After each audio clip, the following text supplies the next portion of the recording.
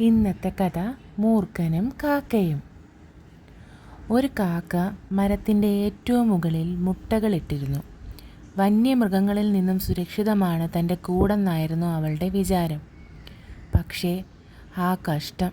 ഒരു മൂർഖൻ പാമ്പ് അവളുടെ മുട്ടകൾ മണത്തറിഞ്ഞ് ഓരോന്നായി വിഴുങ്ങി തുടങ്ങി. കാക്കയുടെ ഓരോ മുട്ടയും അവൻ അകത്താക്കി. മൂർഖനോട് മല്ലിടുവാൻ ശക്തിയില്ലാത്ത അവൾ അവനെ ഓടിക്കുവാൻ ഓരോ മാർഗങ്ങൾ ആലോചിച്ചു തുടങ്ങി. ഇനിയെങ്കിലും തൻ്റെ മുട്ടകൾ എങ്ങനെ സുരക്ഷിതമാക്കാം അവൾക്ക് ആദിയായി. തൻ്റെ ഇണയോടൊപ്പം ആലോചിച്ച് അവൾ ഒരു പദ്ധതി തയ്യാറാക്കി. അടുത്ത ദിവസം അവൾ രാജകൊട്ടാരത്തിൽ പറന്നെത്തി രാജകുമാരിയുടെ മാല കൊത്തിയെടുത്തു. കാ കാ ശബ്ദമുണ്ടാക്കിക്കൊണ്ട് പറന്നകന്നു. രാജകിങ്കരന്മാർ ശബ്ദം കേട്ട് ജാഗരൂകരായി. കാക്ക പോകുന്നിടത്തെല്ലാം അവർ പിന്തുടർന്നു. മൂർഖൻ വസിച്ചിരുന്ന ഉറുമ്പിൻ കൂടിനരികിലേക്ക് പറന്നെത്തിയ അവൾ മാല കൂടിൻ്റെ മുമ്പിൽ ഉപേക്ഷിച്ച് പറന്നുപോയി. ഏതെങ്കിലും പാമ്പിൻ്റെ കൂടായിരിക്കും അതെന്ന് രാജകിങ്കരന്മാർക്ക് തോന്നി.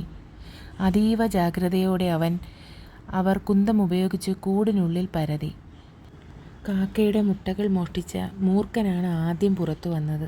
രാജഭടന്മാർ തൽക്ഷണം അതിനെ തല്ലിക്കൊന്നു. മാല വീണ്ടെടുത്ത് അവർ കൊട്ടാരത്തിലേക്ക് യാത്രയായി. കാക്ക ആശ്വാസത്തോടെ ദീർഘനിശ്വാസം വിട്ടു. പിന്നീട് അവൾ ഇട്ട മുട്ടകളെല്ലാം ആപത്തൊന്നും കൂടാതെ വിരിഞ്ഞു. തുടർന്ന് അവൾ തൻ്റെ കുടുംബത്തോടൊപ്പം സന്തോഷമായി ജീവിച്ചു.